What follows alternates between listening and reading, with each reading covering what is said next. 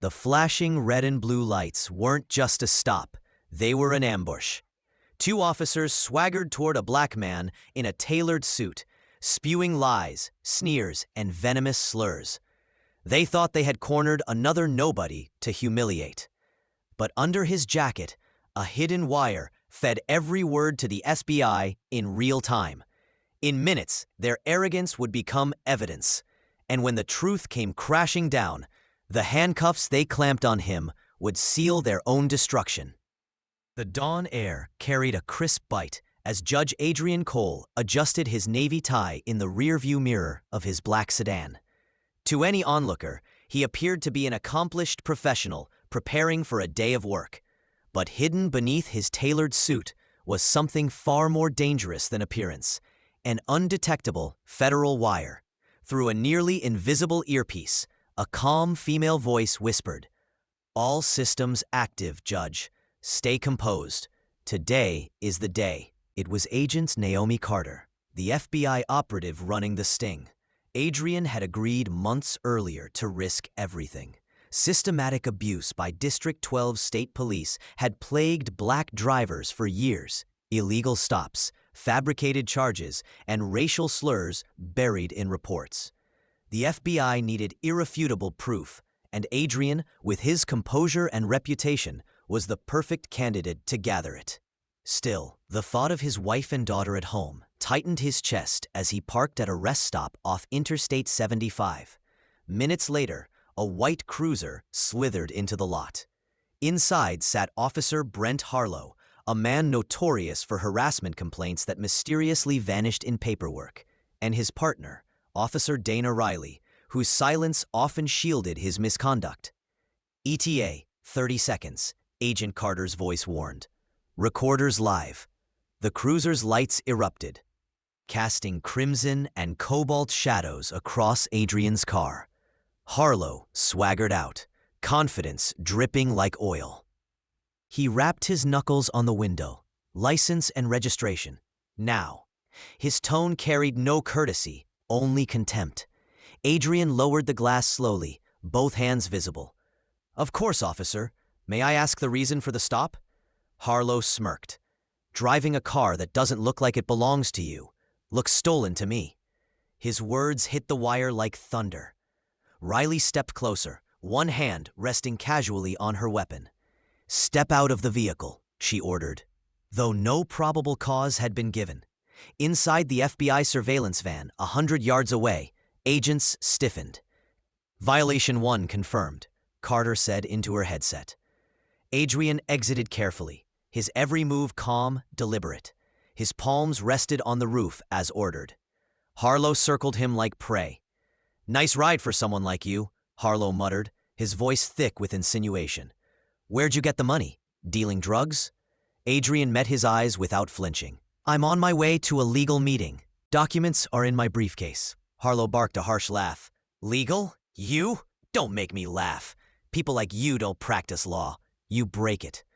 Every racist word was captured, transmitted instantly to FBI headquarters. "Empty your pockets," Harlow snapped. Adrian's voice stayed measured. "Officer, may I ask under what suspicion?" Harlow leaned close, his lips twisting. "You people never know when to keep quiet, do you?" The slur hissed into the wire. "In the surveillance van?" Carter's pen froze mid-note. "We've got it. Constitutional violation, documented," she confirmed. Adrian placed his wallet, keys, and phone on the car roof. Harlow snatched the phone and scrolled through it without consent. "Let's see who you've been calling. Probably your suppliers." Adrian's jaw tightened, but his voice never wavered. "That is an illegal search. I do not consent." Harlow only sneered. "Consent doesn't matter here. My badge decides what happens." Travelers at the rest stop began to notice. A college student discreetly raised her phone, recording. The humiliation was public now, not just covert. "Put him in cuffs," Harlow barked. Riley hesitated, glancing at Adrian's dignified posture, then obeyed. Cold steel clamped around his wrists. Harlow leaned to Adrian's ear. "Welcome to the real world, boy." The word cracked through the wire like a gunshot. Back at the precinct, Adrian was shoved into a hard chair. His wrists were raw, but his composure intact. Around him, officers buzzed with casual chatter, unaware they were now part of federal evidence. Harlow bragged to colleagues, "Caught myself a slick criminal, expensive suit, flashy car, classic dealer profile." From her desk, Sergeant Melissa Grant frowned. She reviewed the arrest report and found it riddled with holes. No drugs, no stolen vehicle confirmation, no probable cause. Her suspicion deepened as she studied Adrian's bearing. Something about him screamed authority, not criminality. "Did you even run his name?" she asked. "Clean record," Harlow lied. Grant typed the name, Adrian Cole. The database loaded, her face blanched. Federal judge, 21 years on the bench. Current assignment, civil rights cases. Clearance, classified. "Oh God," she whispered. Her pulse thundered as she turned to Harlow. "You arrested a federal judge." His swagger collapsed instantly. No, that's impossible. Run it again." "I ran it 3 times, Grant shot back. "Every racist word you spat has been recorded. He's wired. The FBI has everything." Panic drained the color from Harlow's face. Riley's hands shook as the truth sank in. Across the room, Adrian sat calmly, speaking softly to the unseen voice in his ear. "They know now." Within hours, the video from the student's phone hit social media. The caption, "Black judge arrested for being black." The clip of Harlow's sneering tone and Adrian's quiet dignity exploded across platforms. Hashtags trended. News outlets scrambled. By evening, his name lit up every screen in America. The fallout was seismic.